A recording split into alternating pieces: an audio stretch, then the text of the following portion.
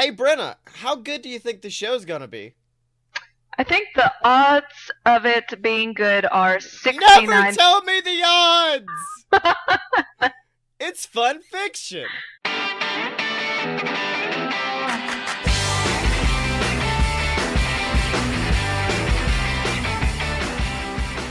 Welcome to Fun Fiction, ladies and gentlemen, the weekly podcast about fan fiction and the great media that inspires it. I am one of your hosts, Scotty Moore. And I am the other host, Brenna Clark. I said it on time this time. You did it! I'm so proud of, by the second episode, you've done it. I'm lit, man. I'm on it. Mm-hmm. Now, before we get into the topic of the show, I do want to take a quick aside to apologize to anybody who tries to find us on iTunes.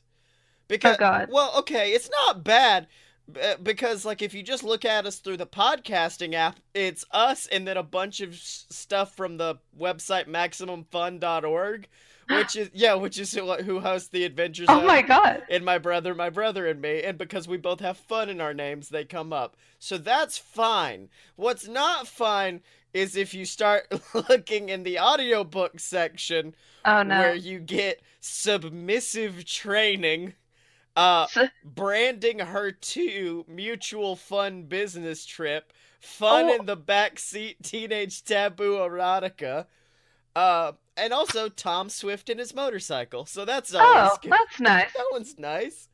So Yeah. I realized that a minute ago when I started looking up our podcast. Well, I guess the lesson here is don't look for us on iTunes. That's right, right? Yeah, don't look. Apparently, the people who Google us on iTunes are just perverts. So That's right. So I mean, shout out Perv Nation if you found Whoop, us through whoop. iTunes. So it was like I was trying to find my submissive training videos, but these two seem entertaining. So Brenna, God, we saw Solo. We did. Well, I actually saw. Not- I saw it solo. Ironically enough. Well, not me, sorry. Yeah. Okay. It is. I did not expect much out of Solo. Like I expected oh, it's a Han Solo movie, but I also knew it's Disney and they're gonna play it safe, which they did. You cannot argue that they didn't play it very safe with this. What do you mean by safe? As in, just the plot was very much they didn't take any risks with it at all, in my opinion. Okay. Okay, well, hold on. Oh, do you have an argument for that? I mean, no, let me sit on it. Okay. I'll have to think of an argument. Now I did come up with the alternate title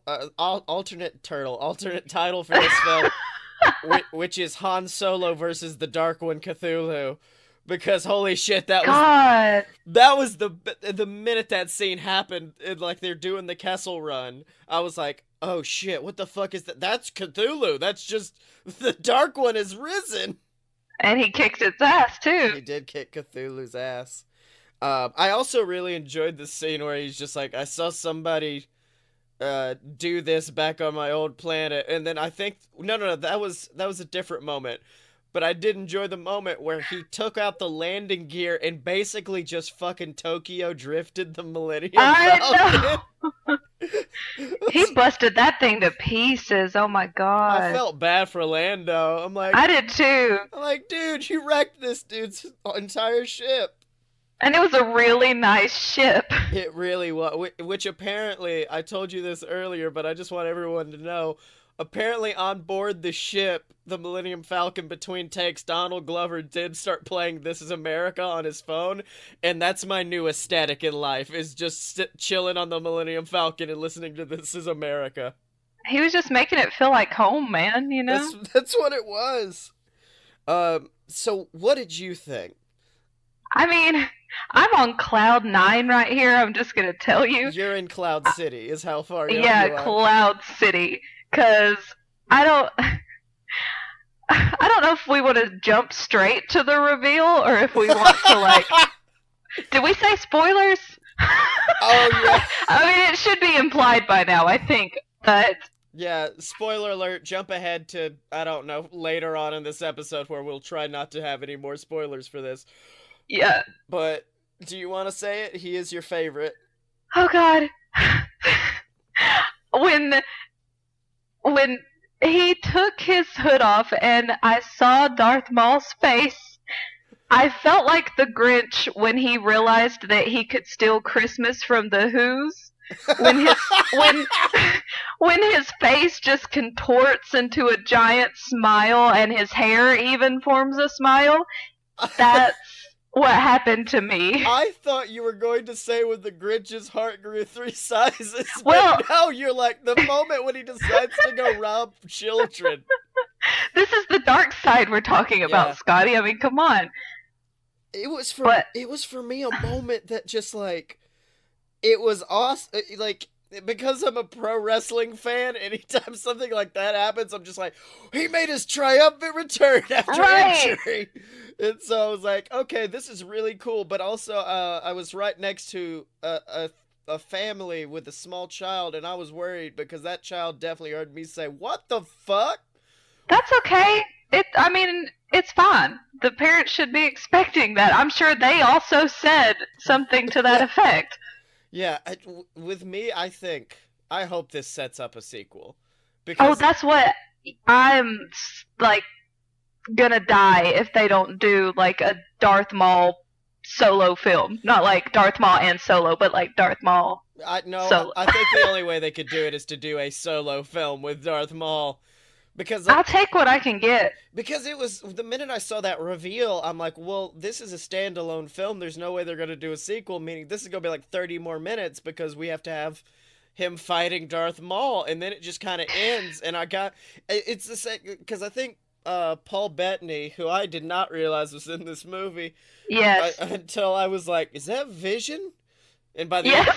and by the end of the movie, I'm like, I'm happy Vision died. Fuck this Aw, guy. Fuck I this dude. I felt kind of bad for him. I don't know why. Maybe it's just because it was Vision, but I was just like, oh. Man, what is up with some like movies this summer with A, killing Paul Bettany, and also B, putting Paul Bettany in relationships with young women? Well, it's working out for them, don't you think? Well, I don't think so because he dies. No, but they're making a lot of money. Yeah, okay. But yeah, I just remember getting that same feeling. Bettany said that this was like a gangster movie, and I was like, yeah, this does give me the vibe of most gangster movies, where I'm just like, the world keeps spinning, big man, and there's a lot of shit that you don't understand is going on, like why Darth Maul is back. I also, I don't even care why. I just don't.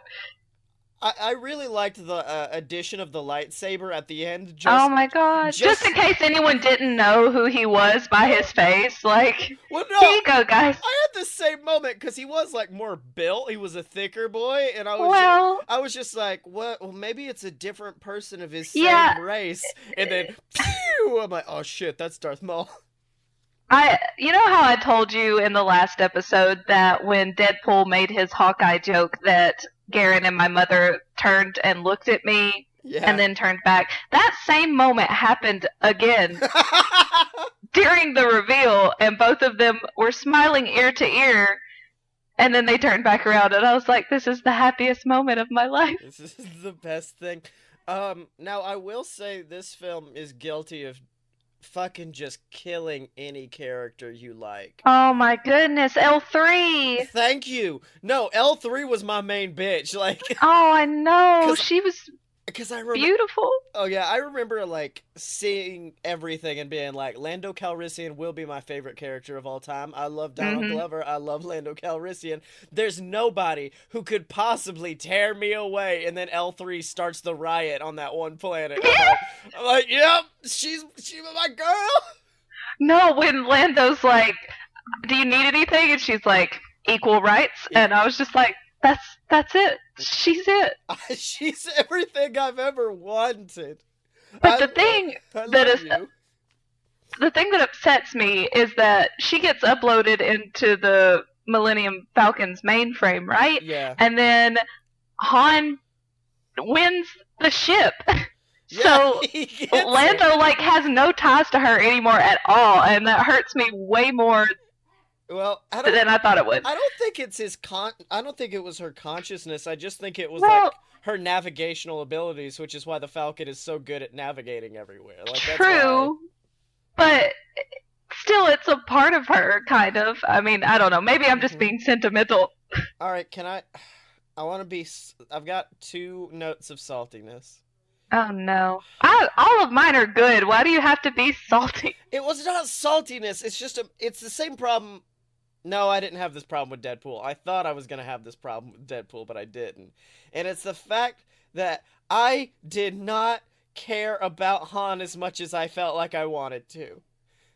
Well, Because like Han, the selling point of this movie is the fact that Han Solo, this badass character, you get to see him growing up, and yet instead we get baby Michael C. Hall running around for a very long time, and I'm just like, okay, cool, we might as well just do Dexter now.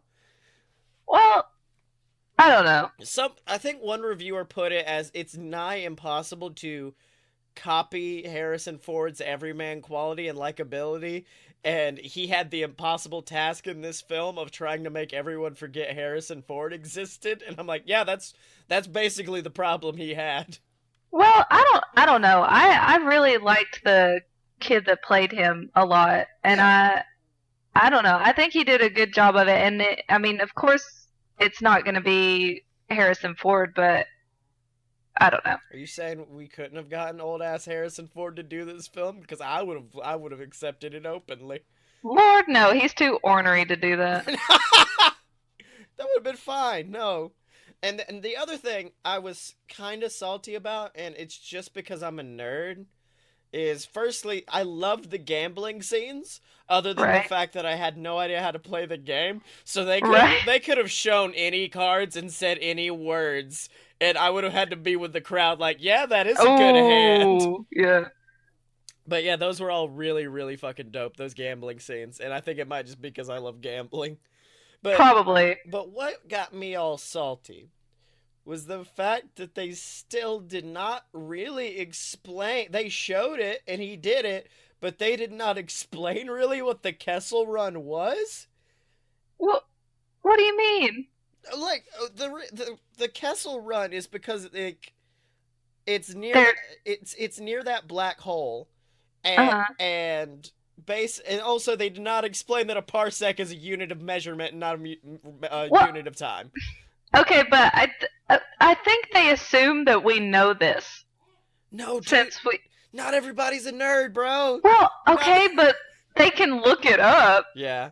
Well, but no, because even in context, it sounds like 12 parsecs. Like, I made this in 12 parsecs, which, by the way, our theater erupted in applause when he said, I just made the Kessel Run in 12 parsecs. Me, the dude in front of us, all of us are like, yeah! We were all super quiet. We were enthralled and like you hooligans. Yeah.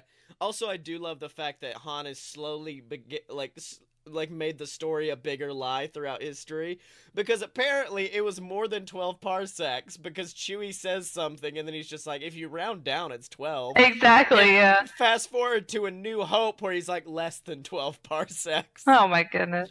But no, like I was just like, even in context, the way they said parsec, you could still consider it a unit of time. And I don't know, my little nerd brain was just like, this was your chance. You could have brought balance to this, but no. We're supposed to know these things. They're just this is for the fans. This was straight up for the fans. This was fan service the whole way through. Anyways, now a tribute to all of the people who died who I felt like I didn't want to die. Let's see. Woody Harrelson, didn't want him to die. Okay, but he deserved it a little bit. He did. A little bit. Oh! I just remembered. Whoa! Did a seal get in here? What's happening? No, I just remembered my favorite thing, which is like Woody Harrelson's last lines, and he's just like, "Well, kid, I'm gonna teach you your final lesson," or something like that. Yeah. And what happens next? He gets shot. Han shoots first. Yes, he does. So his final lesson to Han is always shoot first. And he does. And I, like, lost my shit about that. Anyways, yeah, Woody probably did deserve to die, but guess who didn't? That fucking L3. well, L3 and that little forearmed dude. Oh my goodness. Anybody who was a pilot in this film was doomed because Well, we Han had to take the chair. Yeah, yeah, you know. exactly. I'm like, Ugh. everyone is doomed to die if you're a pilot in this film. I'm sorry, everybody, but you're going to all die. And then poor Val that blew herself up for I, Woody Harrelson. I don't know. I did not care about her that much. I was invested. Oh really? Like Yes. I got more invested in like the cool funny guy more than the angry woman who's talking shit about Han right before they blow up. I'm like, yeah, I guess Shame on you. I'm like, you deserve it. I don't even care. There was one part where I thought when Chewie rips the arms off of that guy, it made me think of Magnus Oh, because he's always trying to take the arms off of things. yeah, Magnus from the Adventure Zone. Yeah. Yes. Jesus, yeah, that I think Magnus is just a Chewbacca in his own right. He's his own Wookiee. That's really true. Which, can we just talk about how they introduced Chewbacca? Oh, that poor little tangled mess, muddy baby. That was so sad. Well, no, they were like, feed him to the monster. And I didn't even consider, because, like, I've seen so many Star Wars films where Wookiees are a respected race. Right, yeah. That I'm like, who are these racist-ass motherfuckers that are referring to the proud Wookieean people? The proud people of Kashyyyk as monsters. How dare you? And then, it's terrible. And then, of course, the revelation that Han can speak a little bit of the Wookiee language was great. And that was adorable. I just would have watched that over and over again. They did really good. Like, the problem I've had with a lot of the new Star Wars films, bear in mind I only saw one of them. But Oh my goodness. But the problem I've had is just, like, it doesn't have, like, these memorable scenes to it. Like, you know, the first Star Wars, you've got the trash compactor scene. You've got, hey, aren't you a little short to be a stormtrooper? Like, you've got the run at the end on the Death Star. Like, you've got all these memorable scenes. Meanwhile, I haven't found those really in the new trilogy much, other than that weird scene where Kylo Ren doesn't have a shirt on. I don't think they meant for that to be a memorable scene, but it was. Oh, they did. Have you seen Kylo Ren lately? Because, yeah. Have I seen Captain Squarebody? Yes, I have. Yes. So, yeah, but this one had, like, a lot more just fun, memorable stuff going on. And I really appreciated that. Yeah, I can agree with that. I have so many memorable moments on my list. Yes. Including, fucking Lando Calrissian making his own biography. Yes, that him just sitting there with his little, I don't know, It was a very cool hologram recorder. Yeah. Just like, hello, Captain Salak. Yeah, I wanted more silly Lando. Like, I wanted more of, like, the cool, badass, I own 50 capes Lando. But then they were like, why don't we kill off his girlfriend, and he's gonna be angsty for the rest of the film. Poor L3. What do you make of, like, the weird, like, they decided after the movie came out to make Lando pansexual? And I've read a lot of people just like, don't pull that J.K. Rowling bullshit. If you're gonna make him pansexual, make it happen in the film. Well, I don't think they decided. It's just something that, I mean, he just is. But you can tell, like, he and Han clearly have, like, I ship it. thread between them. Yeah, Hondo, man. Hondo! And I am all for it. Mm-hmm. But I don't know. I think people are quick to get upset about that kind of stuff. Yeah. But it's not something that you have to, if Lando comes out in one of his capes and has to go, I'm pansexual, then, I mean, that's not... I'm a personal pansexual. Exactly. Or in his captain's log, me and L3 were sitting on the ship, and I turned to her and I said, I'm a pansexual. And she said, good, I want equal rights. I mean, I don't know. Yeah. Dude, I will say they did a very good job of giving me the like constant fear that someone is gonna betray someone or someone is going to die. Because the whole opening scene, I thought, what's his girlfriend's name? Kira? Kira. Whole opening scene, I'm like, Kira's gonna die. Kira's gonna die. Oh, Kira lives. I got no idea where they're going with this one, but all right. And then she shows up on what's that? The giant That fucking yacht thing. the giant boomerang in space, That's right. and that's when I'm like, oh, this bitch gonna betray the shit out of Han. And my favorite, Yep. they played it till the very end of like, no, no, no, she's a good person, she's good, she's good. In fact, Woody Harrelson's the bad guy. She can never be evil. Then she's like, what up, Darth Maul? I know. I I want to with be it. her. I want to. Garen kept saying the whole time that she was going to be evil, and I was like, no, it's Emilia Clarke. She's sweet and cute, and she'll be fine. No. No. Oh, I knew she was gonna be. The one who I didn't, ironically enough, was Woody Harrelson until Paul Bettany's ass looks at him and it's just like, oh, I'm sorry. Did you think that the obvious person was the one betraying you? And then I was like, fuck, it's Woody Harrelson. Damn it. That fickle man. That fickle boy. Oh man, I'm trying to see if I have anything else. Like, I think I've gone through all my stuff. Let me hit up my list real quick. Oh, well, I will say that I got super emotional when Han handed his luck dice to Kira at the beginning, Yeah. and then she handed them back to him Yeah. at the end.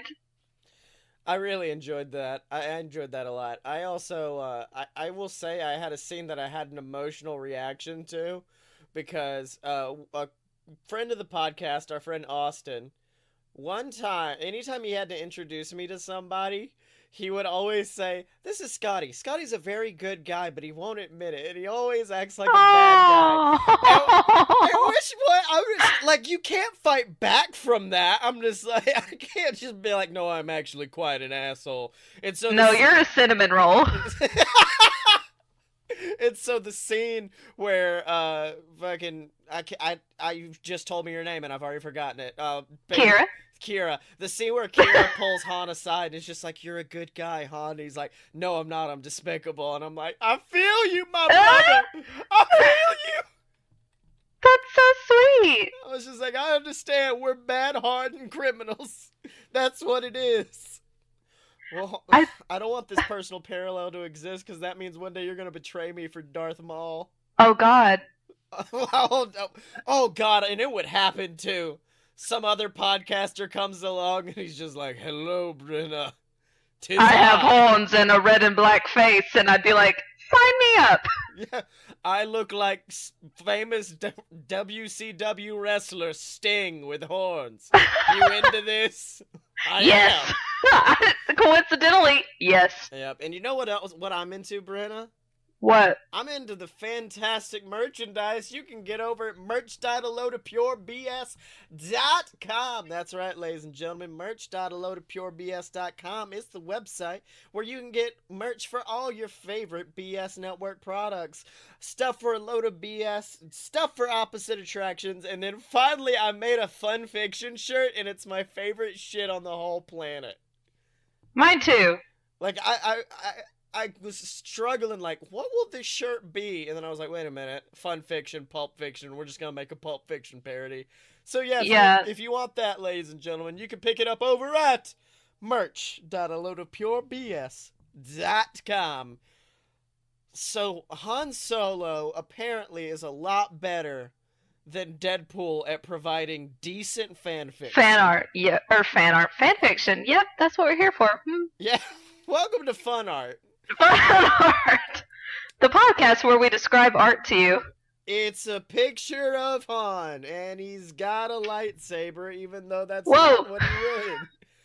But he's wearing a vest. But he has vest. Alright, since I went last time, would you like to come forward with your fun fiction? I would love to. Okay. But first, I would like to see what you would like me to read because Oh, it's a game. Okay. it is. I had a really hard time. I found three that I really, really liked. Mm-hmm. And, okay, one of them is like really short, so I could probably read it either way, and it's the worst one. So Okay. that's behind door number one. Door number two is actually pretty well written, but it's very silly. That's behind door number two. Mm-hmm. Door number three is an emotional roller coaster for me myself, and I might actually cry while I read it. Is it Darth so Maul? yeah. No, it's not. This is all Han related. Unfortunately, I didn't think of Darth Maul to begin with, and I already had my choices, and I couldn't go back on them. So, Could I get a title? Because I may have your emotional. I may also have your emotional roller coaster right here. I really doubt it. Uh-huh. But if you do, it's called Prodigal. Oh no, I don't. I don't have this. Mine is pretty emotional as well. But you know what? I think since I have an emotional one, why don't we do your short one, your silly one, and then I also have two. I have an emotional one, and then I have quite possibly the worst thing I've ever read in my life. Awesome. I will lead in with the worst thing that I have ever read in my life. Okay. Now, you know how your Deadpool one didn't have any punctuation? Well, that's what I'm working with. Okay. So bear with me if it doesn't make sense. The title of this is called Potter Solo Scars, Oh, and it's by no. Vulcan Chick 1701. Oh no. Here we go. They were thrust through the darkness when they awoke. Is everyone okay? Han asked his friends, all waking up from the pelt of unconsciousness.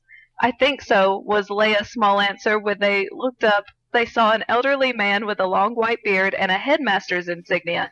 Hello, my name is Albus. You were the ones Obi-Wan told me about, Dumbledore said, holding out a helping hand to Han, who still on the ground. Hi, I'm Han Solo, captain of the Millennium Falcon. Han said, then pointed to Luke. This is Luke Skywalker, my best friend, and this is Leia, his sister. This is Han calling someone his best friend, my favorite thing. That's not Chewbacca. Yeah. And this is Leia, his sister, and my girlfriend. Also, this is Chewbacca, Han said, as they followed the old man to the castle. This, my friends, is Hogwarts, he said. The one we seek is the one that has a lightning bolt scar on the chin, he continued. Wait, hold on, where? On the chin. On the chin? Because our great pupil Harry Potter, that is his brother, Harry was sent here after his Corellian mother and father were killed, then his Earth mother and father were killed by Voldemort. Baltimore? Spelled Voltemore. He said, leading them to the main entrance. Wait, what? Leia gasped. Luke, is it possible? She asked her brother. I know it's true, Leia. I can feel it, Luke said to his sister. Han, you have the scar on your chin, Leia said. Is it possible, Leia? I had never met my brother or my three sisters. I've heard of them, but nevertheless met any of them, Han replied. They stopped right in front of a door. He's in here, my friends. Han Solo, you are the one with the scar, if I'm correct, Dumbledore said, opening the door as Han followed him in. Harry, I've brought you your only remaining family. He is your twin brother from from Corellia. Harry turned, and he and Han looked at each other with surprise. Han Solo, is that you, my lost brother?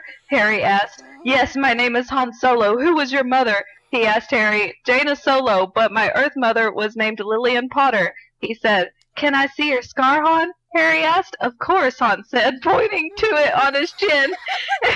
It's right here. It is... Let me move my beard around.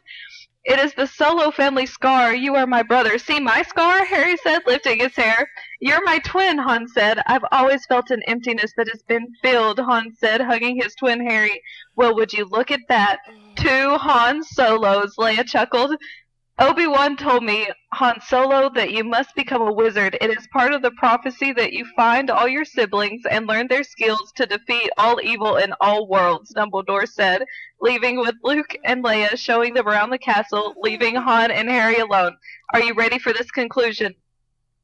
Yes. Where have you been all my life, Harry? Han asked, already knowing the answer. Here on Earth, Han! He laughed. The brothers hugged even tighter. To be continued. I need the title of this to be immediately changed to Han Duo. And I've now got the most beautiful mental image because we all know where the scar, of course, actually comes from, which is, fancy no-nose boy points a magic spell at Harry. Exactly. And then it shoots off his head, but now I've got an even better thing, which are 5 babies in a room, and it's ricocheting between all of them. Like a pinball! Like a pinball machine! Okay. So Okay. that's Han Duo. Let's go. That's Han Duo. This next one is called Han Solo in the Mushroom Kingdom. Oh, fuck yes! And it's by Esme Amelia, and I really do enjoy this one. It's just, it's very fun. Leia! Leia! Leia! Han kept screaming his wife's name only to get no answer. Damn it, Leia, where are you? Luke patted his brother-in-law on the shoulder. Don't worry, Han, I'm sure we'll find her somewhere around here, wherever here is. The here where they were was certainly one of the strangest places Han had ever seen. There were blocks floating around in the air and giant green pipes sticking out of the ground, and the clouds looked like they had faces. Oh, thank goodness you've arrived! Both Luke and Han's eyes bulged at the sight of the strange little creature running up to them. He was wearing what looked like a round white hat with red spots, and Han thought he could swear the creature was wearing a diaper. Who the hell are you? Han exclaimed. Either the creature didn't hear him or was simply ignoring him. The Super Mario Brothers have arrived to save the princess. What? Exclaimed Luke. Said Han. I think you've got us confused with someone else. Still, the creature seemed to be ignoring him. Mario, you must venture to Bowser's castle to rescue the kidnapped princess. Wait, she's been kidnapped? Luke shouted. Yes, Luigi, said the creature. You and your brother must save her. Well, mostly your brother, since he usually does all the work. Luke and Han just stared at the creature. Well, what are you waiting for? Go save the princess. The fate of the Mushroom Kingdom lies in your hands. In a different situation, the brothers-in-law would have kept protesting about the creature's mistake, but with Leia having possibly been kidnapped, they didn't have time to keep arguing. Okay, said Han, so where's this Bowser person? Travel through the Mushroom Kingdom to Bowser's castle, said the creature, pointing straight ahead. Well, you should go there. Luigi can stay behind if he wants. No, Luke said quickly. I'll go with my brother. Then hurry, the princess needs you. Leia'd better appreciate this, Han grumbled. So, Han, why do you think those mushroom creature things keep walking into the pits? Luke asked. And why are there so many pits in the first place? Don't know, don't care, said Han. I just want to find Leia and get out of here. Fine, said Luke, gazing up at the many floating blocks, but you've got to be at least a bit curious about those blocks. Maybe, but like I said, I want to get out of here as quickly as possible. And why do some of them have question marks? It's like there's some hidden treasure in them. Han glanced up at one of the blocks with sudden interest. Treasure, huh? But how do you open them? Said Luke, gazing up at the question mark block floating directly over Han's head. Maybe you could try jumping up to break them with your head. What? Hey, it's worth a try. Maybe you'll get something that will help us find Leia. You're the Jedi. Why don't you do it? Because you're taller, said Luke. Besides, a force jump might damage whatever's in there. Han groaned. Fine, but if I get a concussion, it's your fault. He ground his teeth as he looked up at the block and squatted his knees to prepare the jump. He jumped, and his head bashed against the block. Ow! The next thing Han knew, he was sitting in a heap on the ground, his head throbbing with pain, and the weird world spinning around him. Damn it, kid, why did I let you talk me into that? Luke sank down to his knees and wrapped Han up into his arms, patting him on the head. There, it's okay. There. He snuggled up against his brother-in-law. Yes, it's all gonna be fine. Kid, what are you doing? Hey, since I'm the brother who doesn't do anything, I should at least be able to comfort you. Han took a deep breath, his head still throbbing. Well, what'd we get? A coin. A coin? I practically cracked my skull for a coin? Looks like it, Luke said as he caressed Han's head some more. There. What's the flag for? Luke asked as they gazed up at the brick steps that led to a green flag flapping in the breeze. I don't know, said Han, but for some reason I feel like sliding down it. What? Before Luke could say anything else, Han was running up the steps. "This is going to be fun," he shouted as he reached the top. "Watch this, kid!"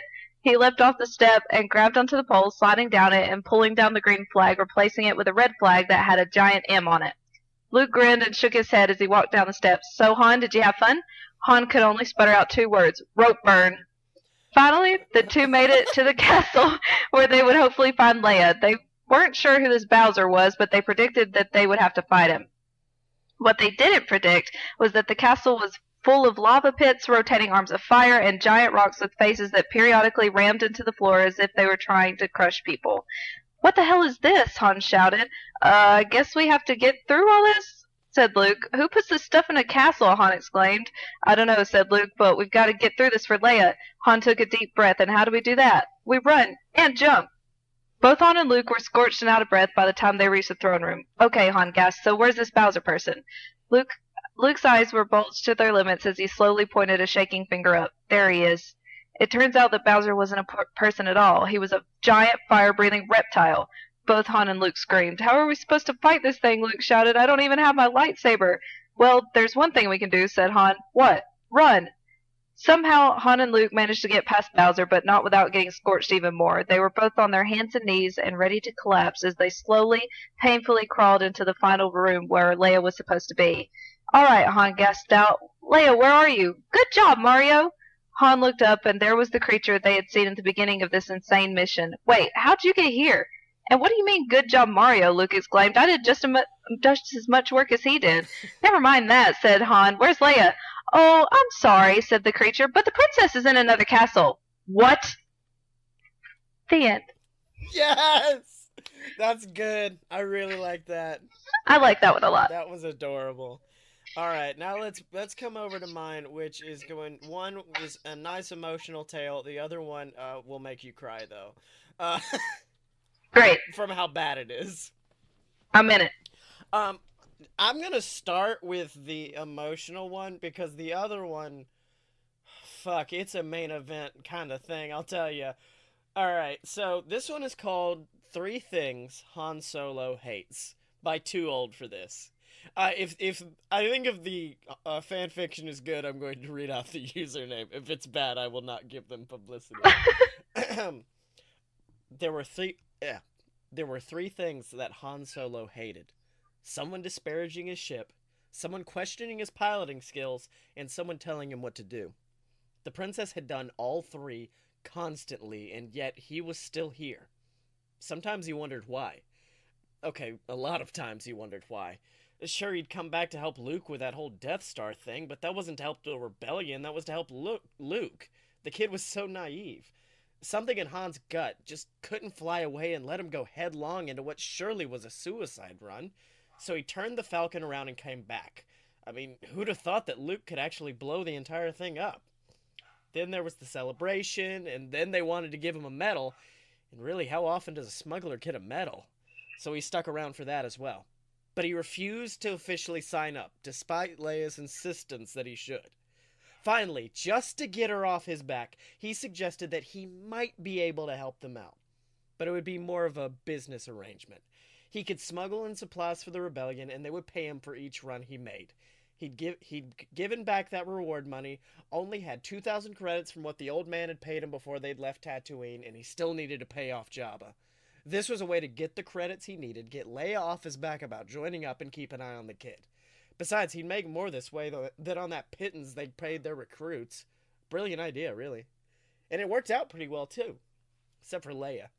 She hadn't given up on trying to get him to just join up, and she continued to make fun of his ship, his skills, and worst of all, kept trying to tell him what to do. So why, oh why, did he continue to stick around? If he was a sentimental person, he might have said that it was because he felt at home here. He felt needed, not just another pilot to be used and discarded as some crime lord saw fit. I mean, he liked the other pilots, enjoyed the camaraderie. At least they all seemed to give him the respect he deserved. And it was nice to not have to worry about getting double-crossed or where the next job was going to come from. Plus, it meant he didn't have to run spice. These supplies were at least needed. Of course, he'd never admit that. This was purely a business arrangement that happened to be working to his advantage, and he would argue that with anyone. Of course, the only person he ever really argued with was Leia, but those arguments had actually become fun. At first, he did it just to defend himself. I mean, he couldn't let her make fun of the Falcon and not retaliate. And he definitely did not need some princess telling him what to do. And then the sparring became a bit of a game. She gave as good as she got. So it became a challenge to see if he could get the last word in, see if he could best her in an argument and leave her speechless. Because she was rarely speechless. Once he'd accomplished that, he found he knew just what buttons to push to get her riled up or flustered. He thought that he thought that she secretly enjoyed their verbal battles as well. He figured because so many others just responded yes, princess, to whatever she said, that arguing with him was enjoyable. Somewhere along the line, though, he found that there was more to it than just a game. He wanted her to think better of him, wanted her to be impressed with him. He wanted her. He started flirting more just to see her reaction. He figured that she had feelings that she wasn't letting on because of the way he could get a blush out of those cheeks. The way she got totally flustered when he made insinuations about the two of them together. And he found himself thinking about doing lots of things with the princess other than arguing. So here he was, 3 years later. He'd had enough to pay off Jabba for the last year, if Jabba would take it at this point. He should have left long ago, but he hadn't. He'd threatened to many times, basically any time Leia had started in on him again, and he didn't have a good comeback, but he never did. And he was beginning to realize that it was probably all because of her, that he didn't want to leave her. But now he really felt like he had to, not for his sake, but for hers. The run-in with the bounty hunter on Ord Mantell had been too close. Leia was in danger just by being near him. He had to get these bounty hunters off his tail, and the only way to do that was to get Jabba to take the price off his head. And the only way to do that was to see Jabba himself, pay him handsomely, and hope that he caught him in a forgiving mood. His chances weren't too good, but if he didn't, he could pretty much guarantee that he'd either end up dead or someone else that he cared about would. There was no way out of it. He had to leave, and he had to do it now before something really bad happened. Despite himself, he cared and cared more than he'd ever admit. He realized that he had one more thing to add to his list of things that he hated. He hated leaving. Oh my goodness! I know! I was like, oh, too old for this. You killed it. Also, I was thinking about singing dramatic music after it, but then I realized that the dramatic music was in fact going to be the Jurassic Park theme, and that wasn't You.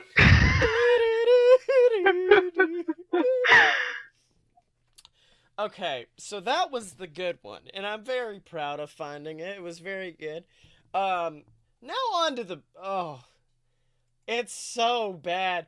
No, fun fact on the writer of this on his official page, he has a things he likes and things he doesn't like, and I'm a big fan of it because on his list of things that he likes includes Heaven, Right. Iran, Uh-huh. Krista Berg, Uh-huh. Walt Disney, Sure. Sporkle, Yeah. Jesus. Uh-huh. What he doesn't like is even more interesting. Being name called, bad word unless it for story or song, movie that take a long time to happen. Same. Bob Burger, not Bob's Burgers, Bob Burger. Three in a row of Hitler, Mussolini, and Joseph Stalin. Well, he's got his ducks in a row. I'll give him that. Apple and cherry pie, which my inner Dean Winchester immediately hates him for. Yeah, my gut just like twisted up. That was painful. Both Hillary Clinton and Donald Trump. Now this one's interesting. Rosa Parks. He hates Rosa Parks? Not a fan of Rosa Parks. Okay. Little Stewart, which I think he means Stuart Little. Like the mouse? Yes. What did it? I don't know. Thrown up barf. Yeah, I mean everyone. Well, no, I want to know what other kind of barf is there besides thrown up. Well, you can have mouth barf and butt barf. Inner barf. Inner barf. One of my favorites on his list, number 75, onion. Wait, there's 75 dislikes? No, there are 91 dislikes. Scottye. This is I know. But I just want you to remember, he doesn't like bad words unless it's for a story or a song. Or he doesn't like inappropriate comments. Um, Now this, I'm gonna have to fucking edit it. I cannot say some of the words that are in what I'm about to read. Wait, like, why? But just some of it. You'll know. It's just too much. All right. So this is Han Solo versus fuck versus Scootaloo from No, My not Scootaloo. But this is not just any battle, Brenna. This is an epic rap battle of history! Oh no. Han Solo versus Scootaloo. Begin! Alright, it's Han, then Scootaloo, Han, then Scootaloo. So this first verse is Han's. Alright, you little brat, time to take you fucking down. You couldn't even fly. You're a fucking chicken now. I'm the best Jedi in the entire planet. You just sit in Equestria and suck Spike's penis. Now, ignoring how badly that doesn't rhyme, I did enjoy I'm the best Jedi in the entire planet being delivered by Han Solo. But let's keep going. Okay. You want to learn to fly, then go to flight camp and get the genie from the motherfucking lamp. You can't defeat me, you puny little pony. My movies is better and your show are shitty. My movies is better and your show are shitty. Well, now it's time for Scootaloo to get a reply, and Scootaloo is, whoo! Is she gonna rip him a new one? Well, not only that, Scootaloo's the one I'm having to edit out. Oh. Okay. Oh yeah, sure, bitch, you're way more stubborn. You're stealing Luke's spotlight too much for a jerk. I might not fly, but I got a cutie mark. You couldn't use hyperspace back in the dark. Where were you in Star Wars 1, 2, 3? If you love Leia, then suck her. Hey. My show may be pony, but it's still pretty cool. You just kill stormtroopers and you don't need a tool. It's now I'm turning into Lin-Manuel Miranda, and I don't want that voice to be doing this. There's just so... where were you in Star Wars 1, 2, and 3? It's not his story. Yeah. It's not what I'm about. Alright, now let's give Han his chance, his comeuppance. Oh, don't be a chicken, you're still less cooler. Rainbow Dash can beat you in 10 seconds with a saber. You keep crusading, only looking for a painting. You used to go crazy after you went camping. You're such a, now they use a very offensive word for people with learning disabilities here. You're such a you're scared of the headless horse. You copy that from Tales. No wonder that you're a dork. Go back to your childhood with all of these noobs. Go back to Sweetie Belle, Bab Seed, Apple Bloom. I'm having to cut out a lot of words to turn this into a real rap, by the way. I'm glad that you're doing that. It's real bad. Like, there are extraneous amounts of words. Okay, back to Scootaloo, who's gonna finish it. And there, I want to remind people. I think I can say all of this, but I'm going to remind people that I did not ride this, and I do not support this man who does not like Rosa Parks. No, what are you about to say? Okay, this is Scootaloo's final line. Oh, Oh, don't God. count on it. You couldn't even win. Skywalker beat the Death Star. You just fucking sit. You thinking of a plan? Why can't you settle down? You yelling at ponies and it's making me frown. Will you learn not to use the fucking robot when you have C3PO who is just a Clem bot? I don't need you anymore. I'm gonna crusade. Goodbye, Han Solo. You are so fucking gay. I know! It's so bad! What's a Klimbot? I don't. Hold on. Let me Google it real quick. I don't know if I want to. Also, it does have the epic rap battle who won, you decide at the bottom, and I think no one won. No, definitely no one won. Wait a second. It's a fucking Pokemon. What? Yeah, Klimbot's a Pokemon, it looks like. I thought Fimbot would have been a better line, because, like, this guy's already fine with dissing him for no apparent reason, so calling C-3PO a girl, I think, would have been fine, but, yeah. Yeah, that's some shit. I well, if maybe I don't know, none of it rhymed. None of it rhymed. There were somewhere it was a worse rhyme, and I struggled to try to get it on, like get it past the 50-yard line. And But yeah, yeah, Scootaloo versus Han Solo. No one wins in that battle. No well, let one me wins. just say, in real life, like Han Solo would definitely win I that guess battle because Scootaloo is lame. and Scootaloo is a tiny ass pony. Yeah. But uh, like, if Rainbow Dash was like, "Hey, let's do a rap battle," then maybe. But Scootaloo's like, Well, maybe, bro, but I don't know.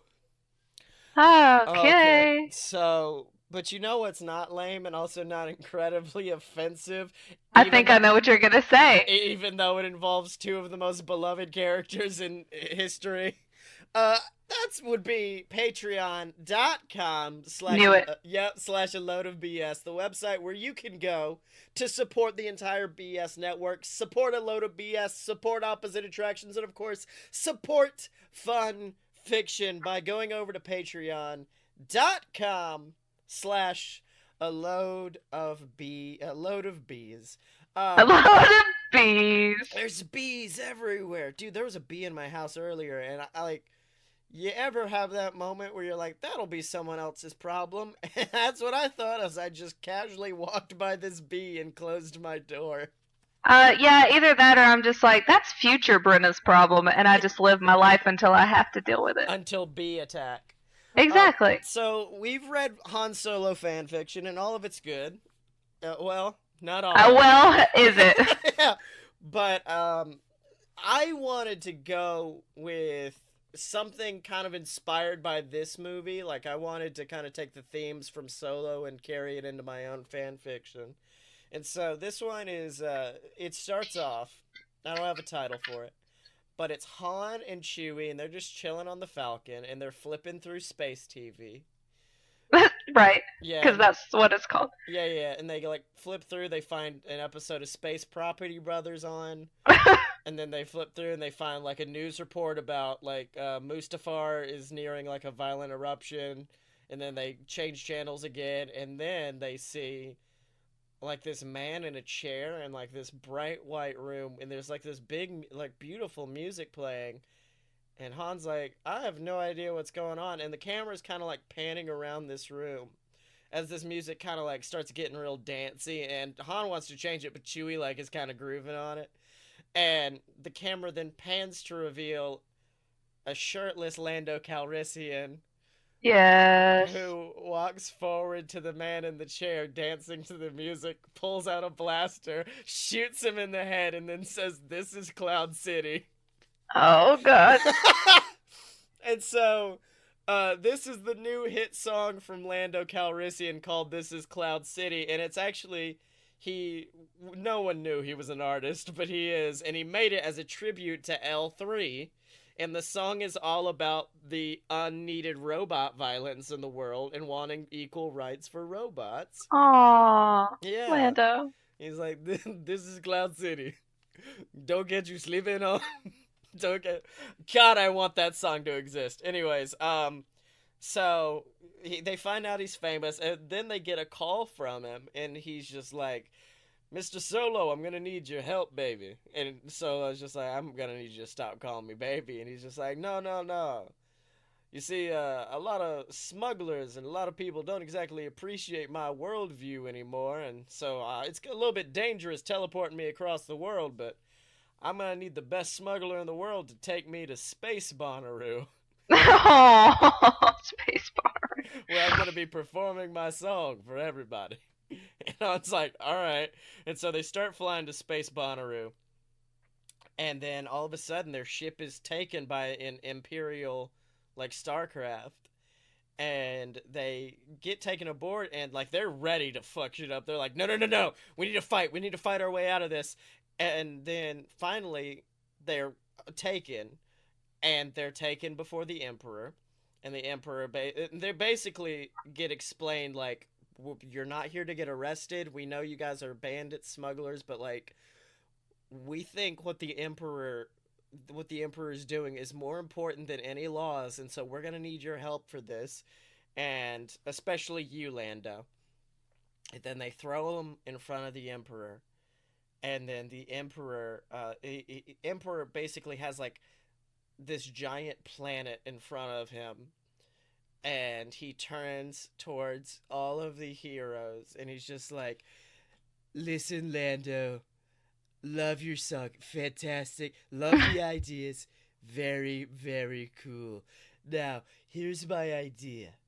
What we're gonna do to stop the robots from dealing with this horrible racism is we're gonna take them and put them on their own planet. We're gonna get them out of their worlds, take them away, put them on their own planet, build a wall around the planet. That way they can never come out and they can live their lives happily. It's a beautiful planet. It's fantastic. You're gonna love it. Look, and he shows them like a picture of like this lush green planet. Um, and so there may be already a comparison to real life. Maybe. I mean, just a little bit. Yeah. And so Lando leans back. He thinks for me. He's just like, so you're saying a planet for robots, for them to live happily? Yes, Lando. Imagine how beautiful it would be. Imagine L3 running and gallivanting with the rest of her filthy kind. I mean, normal kind. And so he basically tries to get Lando to be the face of the campaign for this new planet that's all about robots and taking robots out of like whatever. And so they release them and they go to Space Bonnaroo and he performs This Is Cloud City and the crowd's cheering. There are robots in the crowd who are so happy. And then Lando's just like, all right, everybody, I want you to listen up. I know a lot of you robots have had to deal with a lot of pain and a lot of problems, but we're going to fix that. I don't know why. It now sounds like he's doing the opening to that one Prince song.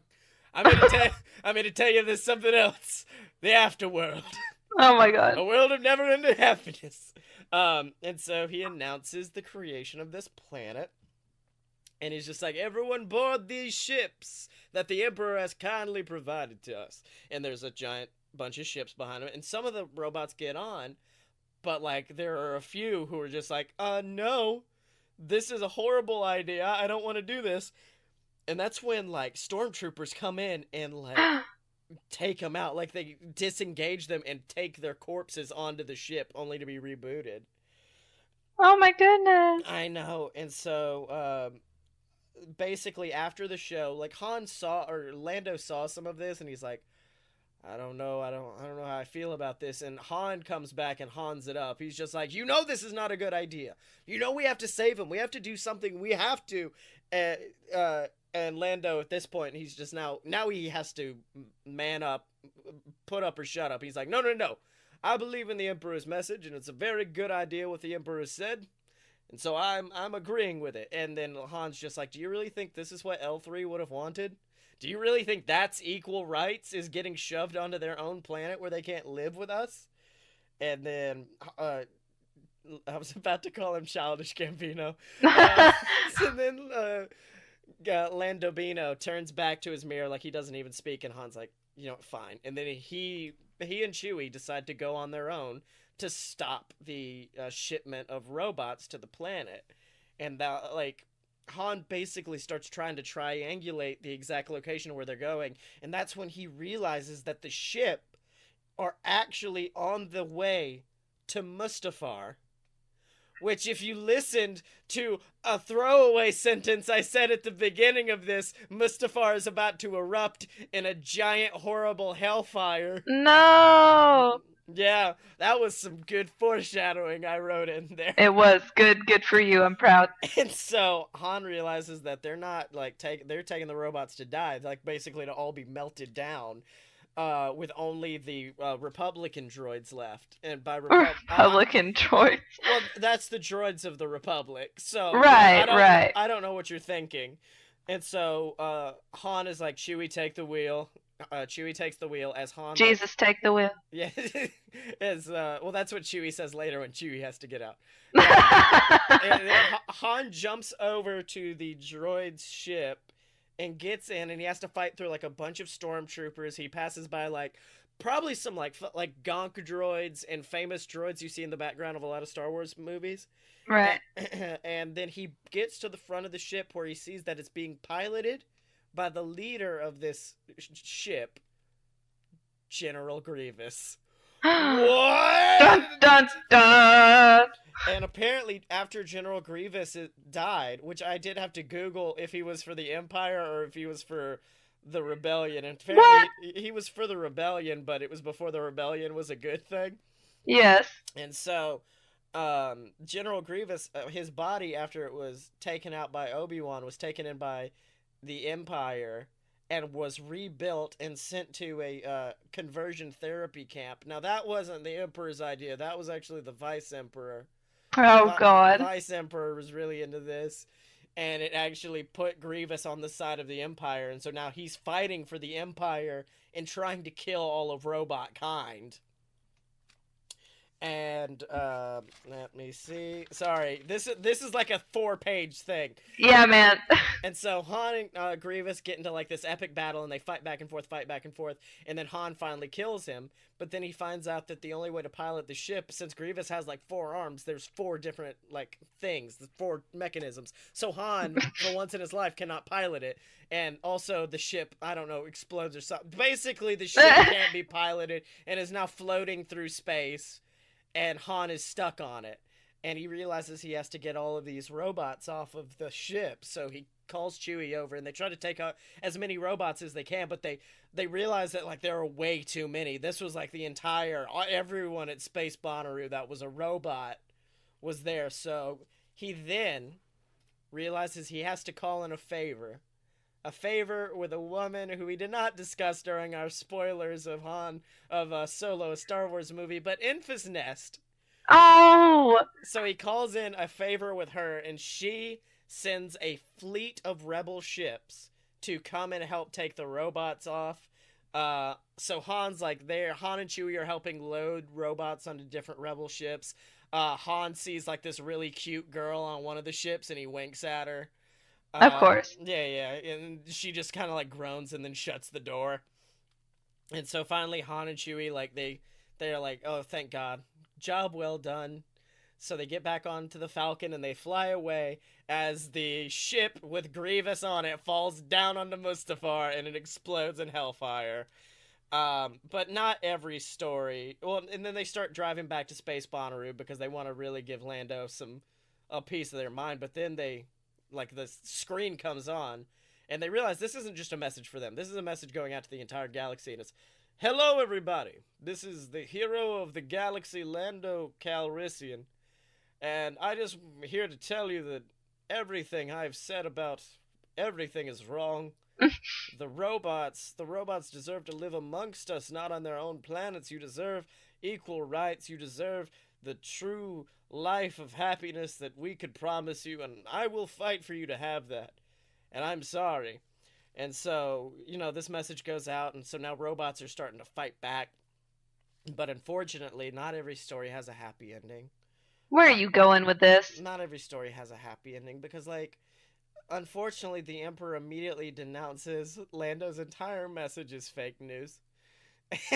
and because of this, the robot shipment thing, it continues to happen, and the robots slowly start to dwindle in number. It's like in Order 66 but with robots.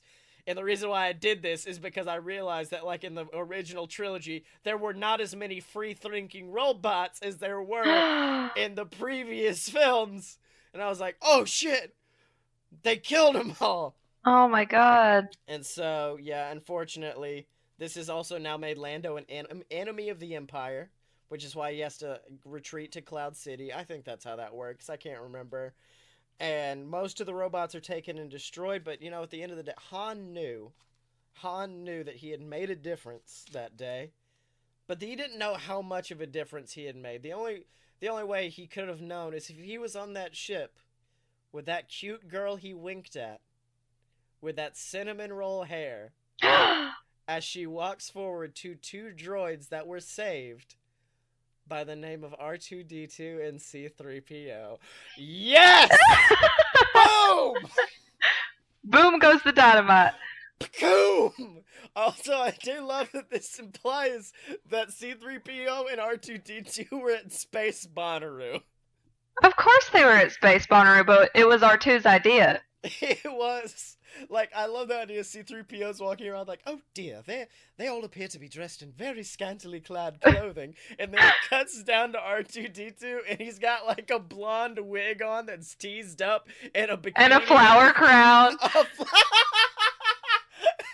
Oh my god, I might have to make this into a shirt. He's got on like a bikini that's like bright silver. I'm into it. I think it would look great.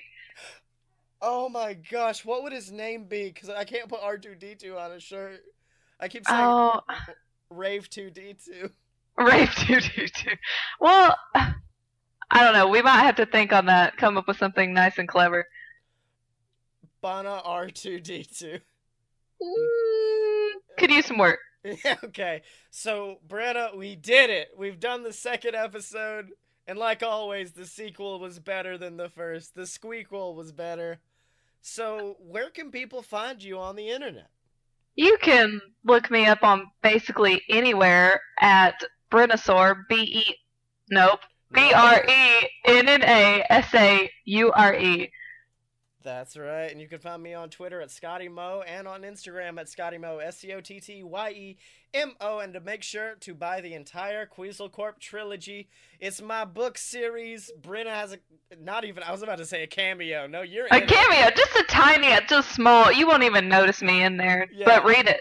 Yeah, but Brenna's in it, so make sure to look that up on Amazon. QUEZALCORP is how you spell that. And if you want to check out my other book, it's BS versus the Gods, the book where me and my co-host Blake Tanner, well, we fight a bunch of Grecian gods and get into all sorts of fuckery. And that's how that happens. And of course, if you want to check out the show, me and Blake too, just go to aloadofpurebs.com. I just redesigned it recently because I had to update it way too frequently, and I was like, I'm just gonna find a way to fix this. But yeah, we've got A Load of BS, the show where me and Blake are basically drunk assholes. Fight Boys, our pro wrestling podcast. Opposite Attractions, the show where me and my buddy Jim Murphy, we try to build our own theme park. So make sure to check all that out over there, ladies and gentlemen. And make sure to support us on Patreon, patreon.com/aloadofbs. With your support, we can hopefully get Brenna a microphone that does not sound like it was made from a toaster. Please help me. Please. Please, sir. Patreon.com. You're my only help. So yeah, make sure to do that, ladies and gentlemen. And of course, watch out for baby Hitler. Damn it, you got to say it this time.